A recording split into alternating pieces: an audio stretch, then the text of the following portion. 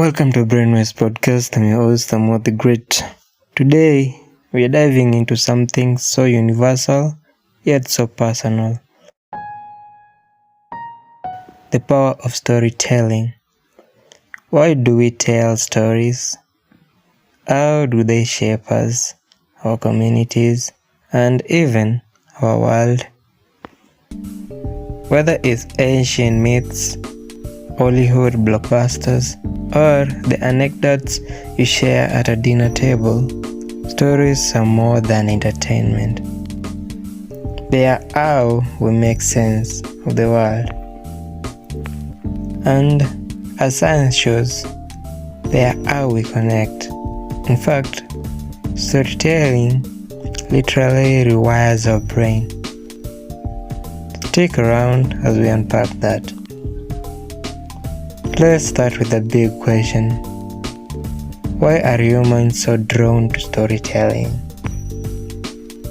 Well, it's because stories are hardwired into our brains.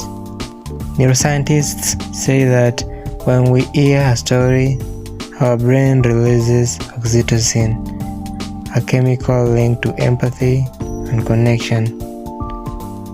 Exactly. It's why we root for the underdog or cry during a heartfelt movie scene. Stories let us see the world through someone else's eye, which help us understand experiences outside our own. And stories aren't just emotional, they are functional. Think about it. Before written language, storytelling was how we pass down history, survival skills, and cultural values. Even now, stories help us learn and retain information. Study shows that people remember facts better when they are woven into a narrative. It makes sense. A list of stats, forgettable, but a story about how someone's life changed, unforgettable. So, in a way, stories are both ancient tools and modern superpowers. Let's shift gears. Stories don't just reflect our world, they shape it. Have you ever thought about how the narratives we consume influences our beliefs? Oh, absolutely. Look at fairy tales. For instance, they teach kids about morals, but they also shape ideas about gender roles, good versus evil, and even what happily ever after looks like.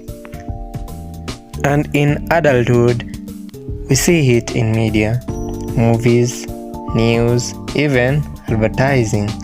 They all tell stories that impact how we see ourselves and others. For example, think about the way certain groups are portrayed in film. If one-dimensional stereotypes dominate, they can reinforce biases. But when stories are nuanced and authentic, they can break those barriers. That's why diverse storytelling matters. It's not just about representation. It's about reshaping narratives for a more inclusive world. Okay, let's nerd out for a second. We touched on oxytocin earlier, but did you know storytelling actually synchronizes our brain? Wait, what? This is true. Researchers call it neurocoupling. When someone tells a story, their brain activity mirrors that of the listener. It's like the storyteller and audience are literally on the same wavelength.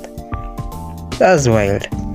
And it explains why storytelling is such a powerful tool in leadership, education, and even therapy. Leaders use stories to inspire. Teachers use them to explain complex ideas. And therapists, they help people reframe their personal narratives to heal and grow. So, whether you are telling a bedtime story or giving a TED Talk. You're creating a bond that words alone can't achieve. Let's talk about practical ways to harness the power of storytelling. First, know your audience.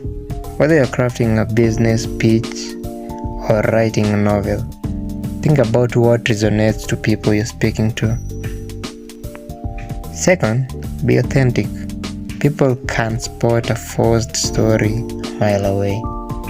The best narrative comes from genuine experiences and emotions. And third, use structure. The classic 3-act structure, beginning, middle, and end, works for a reason. It keeps listeners engaged and gives your story a purpose. Remember, storytelling isn't about being perfect, it's about being real. So, there you have it. The power of storytelling is emotional, it's scientific, and it's transformative. And the best part, everyone has a story to tell. What's yours? Thanks for tuning in. If you found this podcast educative, if you enjoyed it, don't forget to subscribe, leave a review, and share it with your fellow story lover. Until next time, keep listening, keep sharing, and keep writing your own stories. Adios.